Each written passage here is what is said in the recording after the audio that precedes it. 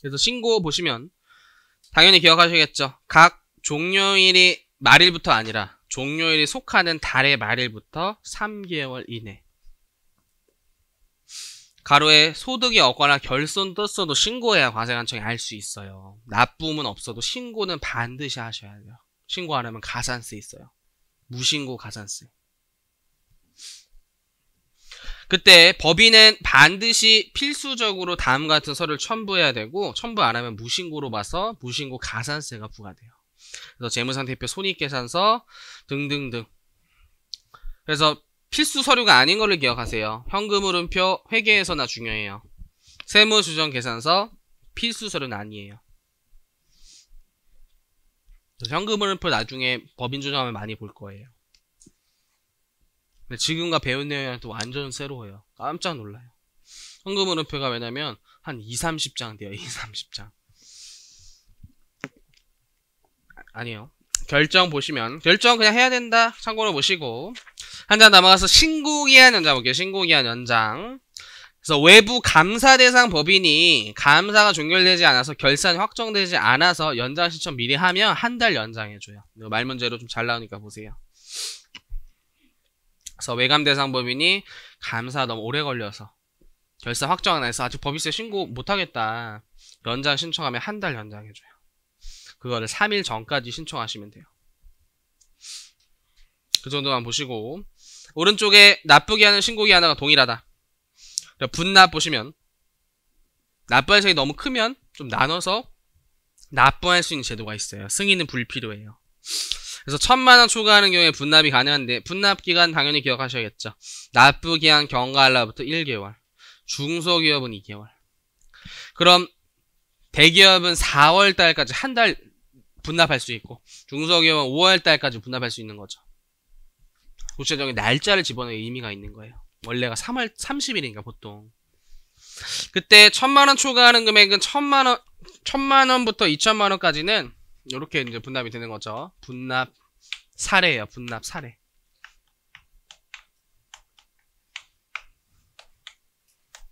만약 납부할 세액이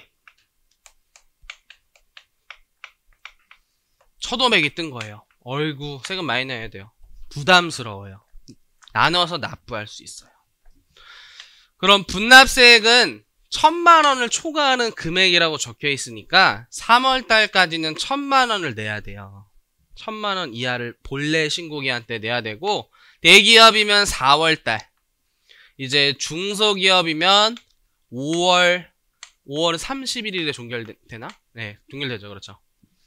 그때 500만원 이렇게 내는 거예요. 이게 분납이에요. 분납. 이걸 뒤바뀌어 생각하시는 분들 많더라고요. 500을 이때 내고 1000을 나중에 1000만원을 본래 신고기한 내고 나눠서 내야 되는 금액 여기 보시면 1000만원 초과 금액이 나와있죠. 1000만원 초과 금액이 분납 가능 금액이에요. 그래서 이런 식으로 납부하는 거예요. 근데 분납세액이 심지어 납부세액이 엄청 많아요. 이번에는 2500이래요. 아니, 그 3000으로 깔끔하게 맞출게요. 3000으로. 그럼 이때는 반을 분납할 수 있어요. 반을. 1500을 본래 신고기한 때 내고 분납기한에 또 반을 이렇게 반반 낼 수 있어요. 이때 50%라고 적혀있죠. 50%라고. 그래서 이런 식으로 공부해야지 지문이 나왔을 때 안 헷갈리는 거예요. 구체적인 사례를 넣고 날짜도 막 끼워 넣어보시고 그냥 한 달 이내, 2달 이내 외우시는 게 아니라 4월달까지 분납할 수 있구나. 법인 입장에서 법인 대리인 입장에서. 물납 이런 거 다 삭제됐어요. 증여세 있어요. 증여세가 아니라 상속세 있어요. 상속세. 증여세도 삭제됐어요. 법인세 물납 아주 오래전에 있었어요. 물건으로 납부하는 거죠. 참고로. 물납은 양도소득세예요. 아니면 양도소득세 부과되지 않아요. 양도예요. 양도가 아니에요. 양도다. 양도가 아니다. 양도죠. 양도예요. 충격이지만 모의고사 때도 냈었죠. 그래서 외우려고 하면 안 돼요. 계속 기억에 오래 남게 위해서 그 이유를 기억하셔야 돼요. 물납. 왜 물납이 양도일까? 양도의 정의에 충족하니까 양도겠죠. 양도의 정의에서 가장 중요한 단어 중에 하나가 유상이전이라는 거죠. 유상이전.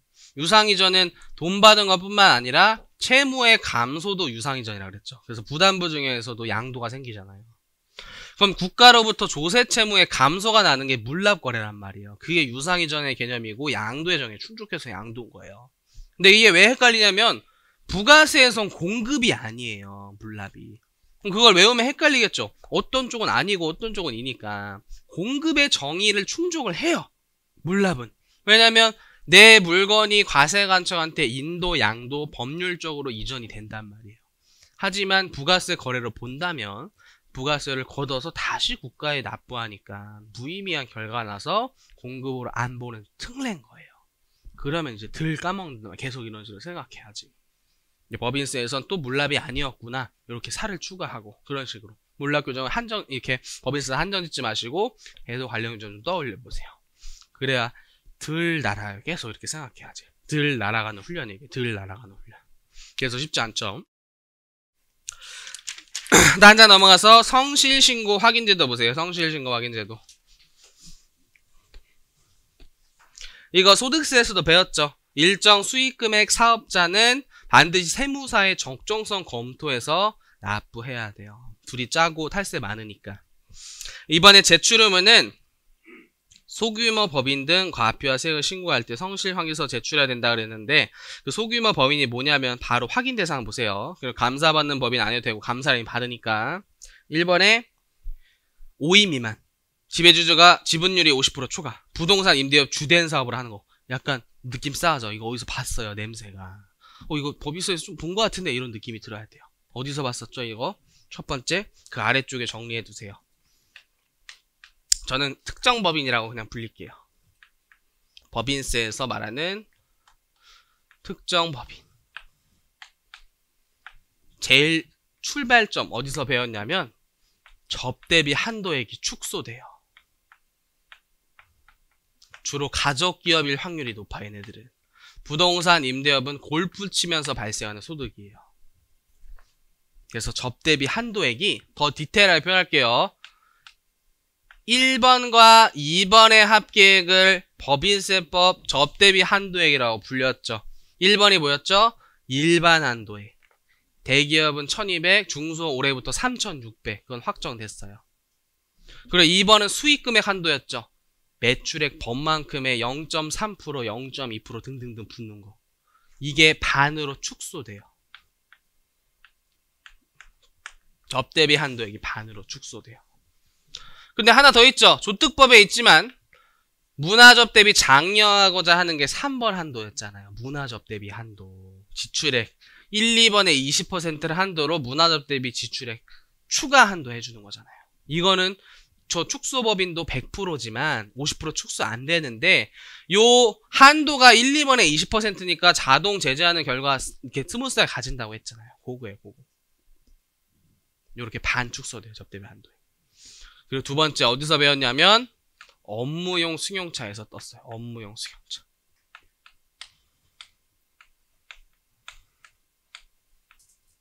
부가세에서는 비영업용 승용차를 불리는 것들이죠.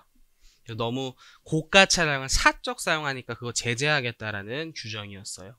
어떻게 제재했냐면 정액법 강제상각하고 800만원까지만 송금 인정하고 업무 미사용금액 손불하잖아요. 근데 얘네들은 더 제재하죠. 첫 번째는 요렇게 정리하겠다. 운행기록을 작성 안 했어요. 운행기록을 작성 비치하지 않으면 이 법인 말고 그냥 일반 법인은 1,500만원까지 올해 개정안에 올라온 거 1,500만원까지는 업무 사용 비율로 받죠. 근데 요런 특정 법인 반으로 축소되잖아요. 750만원이잖아요. 그때 업무 관련 비용의 범위가 15가 아니라 750으로. 사실 이게 750으로 바뀔지는 약간 미지수예요. 원래 종전은 이게 1000만원이고 위 법인은 500만원으로 한다라고 적혀 있는데 요것도 반 똑같이 올려줄지는 미지수지만 올려줄 확률이 높아요. 똑같이 반 올려주겠죠. 그 다음에 두 번째로 감가상각비와 업무용 수용차의 처분 손실을 고가 인정되는 걸 방지하기 위해서 800만 원이 아니라 400만 원까지만 송금으로 인정을 해서 나중에 2월 돼서 송금 산입할 수 있었어요. 그리고 마지막에 지금 배우는 성실신고 확인을 해야 돼요. 반드시 세무사의 적정성 검토해서 신고하셔야 돼요. 요런 스토리예요. 요런 스토리. 그래서 이렇게 정리를 한다는 건 더 이상 규정이 없을 때 이렇게 정리를 하는 거예요. 이 뒤에 더 이상 규정이 없을 때.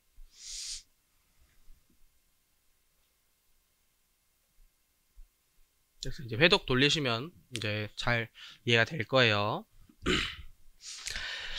그래서 신고기한이 그래도 한 달 연장시켜줘요. 세무사한테 검토해서 신고해야 되니까 4개월로 바뀌죠. 속하는 달의 말일부터 4개월. 근데 내가 어떤 사람이 그 적정성 검토하겠다 선임신고 있잖아요. 선임신고. 그거는 한 달 전까지 하는 거예요. 소득세도 그랬죠. 그래서 법인도 똑같아요. 선임신고는 한 달 전까지 하셔야 돼요. 지금 요약서에서 안 써져 있는데 선임신고는 2개월 이내 하시는 거예요.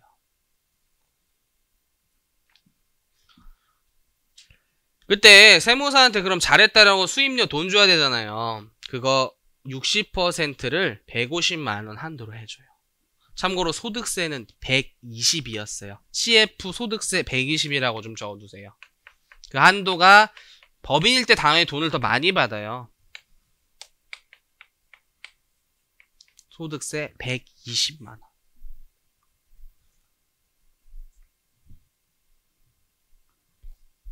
(60%는) 똑같고 소득세랑 동일하고 한도만 차이가 있어요. 그 다음에 성실신고 대상자가 이렇게 확인 안하고 지멋대로 했으면 가산세 5% 있어요.